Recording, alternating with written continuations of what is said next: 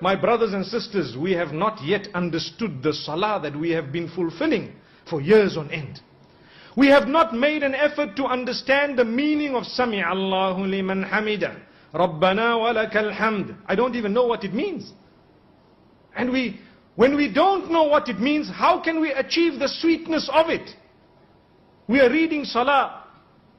Allahu Akbar. May Allah protect us. We don't know anything. We have no clue. Let me give you one other example. This I was told by one of the mashayikh.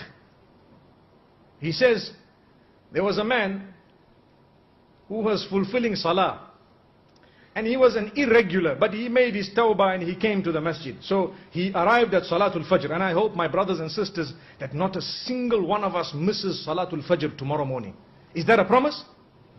By the will of Allah. You know, inshallah means 2-3 things. I'm sure you're aware. When people say inshallah, then you say, are you coming to my house? I say inshallah. Then when they don't come, you say, did I say yes? I just said inshallah. You got to say yes inshallah. So are we ready tomorrow morning Fajr? And the other 4 salahs as well. MashaAllah. Not just Fajr. Okay. So this man walks in for Salatul Fajr and he's standing. And the Imam starts reading Surah Al-Baqarah. Okay. He reads Surah Al-Baqarah. And it's a nice long surah. You know, Surah Al-Baqarah is very long. So this man is standing and he's thinking, hey, this Imam is reading long. Now, one of the cries of the masjid, my beloved Imams who lead the salah, do not over lengthen your salah. Stick to that which is sunnah. And understand it. And realize that when you lengthen your salah, sometimes you are discouraging the weak ones behind you from coming for the next salah. So if you are standing and reading beautifully, and the microphone is good, and mashallah everything is beautiful and nice, and the weather is beautiful, and you are just prolonging, there are some of those Surah Baqarah people at the back, you know. So you need to remember they are still a bit weak, you know. So that is one of the cries of the masjid is, you know, calm down, cool it a little bit. Maybe you rather read a bit shorter so they come back. And we don't want to read quick in a way that we are insulting Allah. You know, Taraweeh time in the house of Allah, many of the Imams, they read like a Concorde. That's why they have stopped the Concorde now. Do you know that? Concorde is blocked, banned, finished, no more. All of them that are still there, they are just in museums. Because it's too fast. We have Concorde Salah. Alhamdulillah.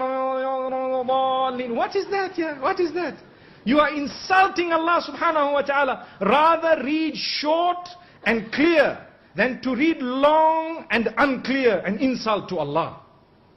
Who said you have to finish the Quran? To finish the Quran is a sunnah which is very great, but not at the expense of speed, never ever. Remember that. And this I am addressing us as Imams who lead in the masjid. People say, I went and I listened to the whole Quran. That man used to finish Taraweeh in 10 minutes. Oh, what did you hear? You just heard the humming of a bee, that's all. Like a sound of a mosquito coming to your ear. And that's all you knew. May Allah protect us. So this man came in for salah and he's reading this Surah Al-Baqarah is being read. And at the end of the salah, you know, he looked at the man next to him, nudged him. He says, hey, this Imam read very long. Which surah did he read? So he says, it is called Surah Al-Baqarah, which means the cow. And it is the longest surah in the Quran. So he said, okay, now I must ask before I start my salah, which surah is being read. So Al-Baqarah was very, very long. So now he came for Salatul Maghrib, the poor fellow, and he started Allahu Akbar. So Imam finished Waladhalin and he starts Alam tara kayfa fa'ala rabbuka bi ashabil fil. So this man nudges the other one and says, you know what, before you start, what surah is this? He says, this is the elephant, Al-Fil. So that man says, if Baqarah was so long, I'm sure Fil must be even longer. Let me go away. My brothers and sisters, remember, this is the attitude and mentality of some of the public. Because they are weak. So he says, no, this is one of the shortest surahs in the Quran.